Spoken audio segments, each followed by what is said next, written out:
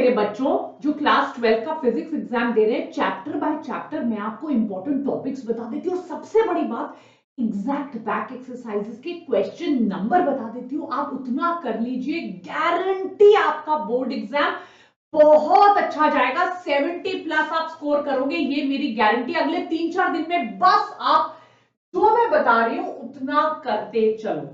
सबसे पहले आपके देखिए 1 मार्क के क्वेश्चंस इन चैप्टर से आने का पूरा पूरा चांस है।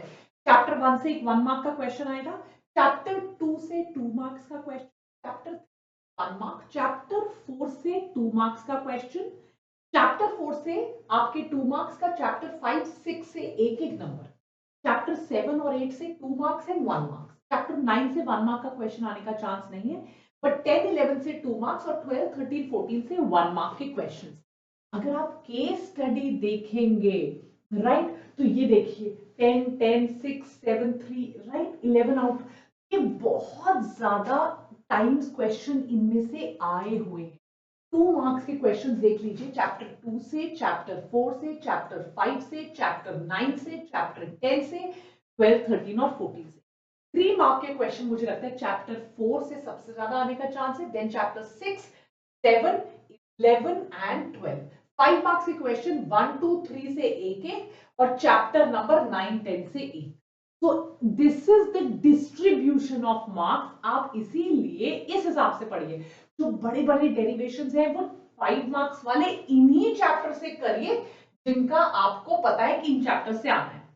वेटेज आपने देख ली है, राइट, मार्क्स आपको पता है, rotational dynamics 5 marks, marks with options दे देकर 7 मार्क्स। ये देखिए सब चैप्टर्स, तो सबसे पहले आप 7 मार्क्स वाले चैप्टर्स करिए, जैसे mechanical properties, kinetic theory of gases, thermodynamics, wave optics, electromagnetic induction. फिर 6 मार्क्स वाले चैप्टर करिए, जैसे superposition of waves, electrostatics, current electricity, magnetic field due to electric current and electromagnetic in नहीं एसी सर्किट्स। फिर 5 marks के cumulative करिए, तो आपकी स्कोरिंग एबिलिटी बहुत ज्यादा हो जाएगी। ये है फिजिक्स का वेटेज। अब मैं chapter by chapter, unit by unit चलकर आपको सारी इंपॉर्टेंट चीजें बता देती हूँ। इलेक्ट्रिक चार्जेस एंड फील्ड्स में से गॉस लॉ एंड एप्लीकेशन किए बिना आप नहीं जाना एग्जाम में। Yes, dipole in a uniform external field बहुत इंपॉर्टेंट है, इलेक्ट्रिकल डायपोल और उसकी एप्लीकेशन।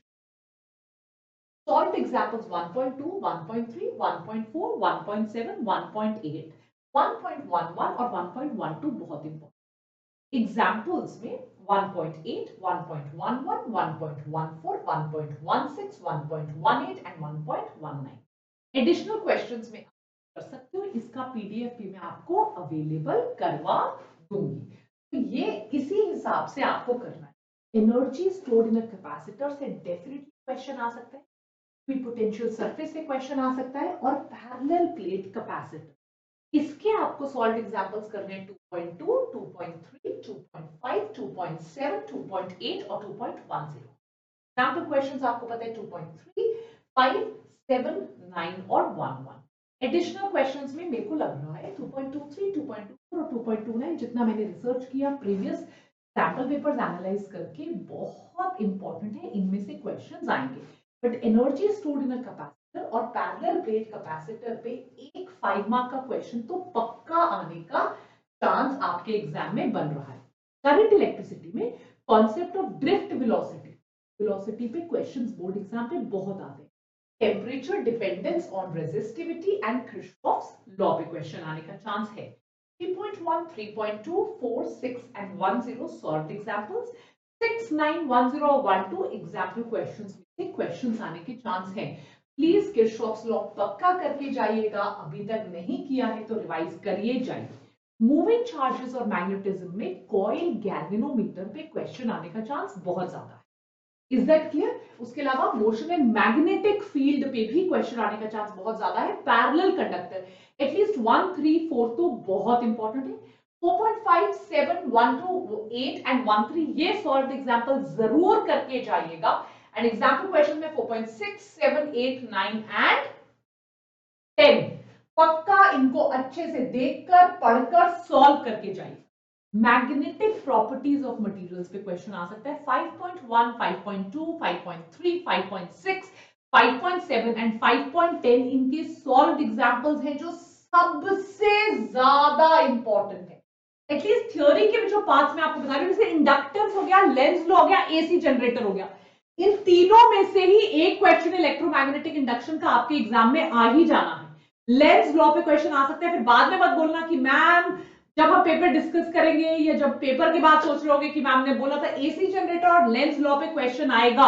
इन दोनों में से एक, और इंडक्टेंस तो मेरे को लग रहा है 100% आपके एग्जाम में आएगा। 6.3, 6.4, 6.10, 6.11 are the solved example questions जो आपको 100% करके जानी है। Series LCR circuit is again very important. Power AC circuit, transformer से भी इंपॉर्टेंट है series LCR circuit. Please series वाला एलसीआर सर्किट करके जाइएगा, वेरी वेरी इंपॉर्टेंट। 7.1, 7.3, 7.5 एंड 7.6 से सॉल्व्ड एग्जांपल्स आने का चांस बहुत ज्यादा है। Example question 7.3, 4, 6, 9 and 11, 7.11, please please please do this. Electromagnetic wave से क्वेश्चन आता है, EM waves and spectrum of EM waves पे। Solved examples 8.1, 8.2, 8.3, 8.4 and 8.5। Additional questions में 0.14 और 0.15 करिएगा। हो सकता है जो चॉइस के क्वेश्चंस हो, एडिशनल क्वेश्चंस हो, वो यहां से आ जाए। रे ऑप्टिक्स, ऑप्टिकल इंस्ट्रूमेंट पे गारंटी ले लो एक क्वेश्चन आएगा। Refraction of spherical surfaces by lens, refraction through a prism, prism पे क्वेश्चन आने का चांस है। But optical instrument one question will come on 6th of March for CBSE board exam. Please solve example 9.2, 9.4, 9.6, 9.7, 9.8 and 9.9. Very important. इसके अलावा example questions मैंने लिखे हुए हैं और एडिशनल क्वेश्चंस भी लिखे, बट प्लीज सॉल्व्ड एग्जाम्पल्स तो करके जाइएगा, very very very important. Wave optics में YDSE and interference and diffraction, I feel most important is diffraction. 10.2, 0.3, 0.4, 0.5 ये चार सॉल्व्ड एग्जांपल्स आपको पक्का पता होने चाहिए। इसके बाद टाइम बचे example questions 10.2, 4, 5, 6, 7, 10 and additional questions. आप प्लीज प्लीज प्लीज करके जाइएगा। सारे चैप्टर्स के सबसे इंपॉर्टेंट चीजें मैंने आपको बता दी हैं। आई होप इससे आपकी प्रिपरेशन बहुत अच्छी हो जाए एंड यू नो कि यार यस बस यही ढाल है, अभी यही करना है, इतना करके जाइए। आई प्रॉमिस यू बहुत अच्छा स्कोर करोगे, कॉन्फिडेंस बूस्ट होगा। नीट की एग्जाम प्रिपरेशन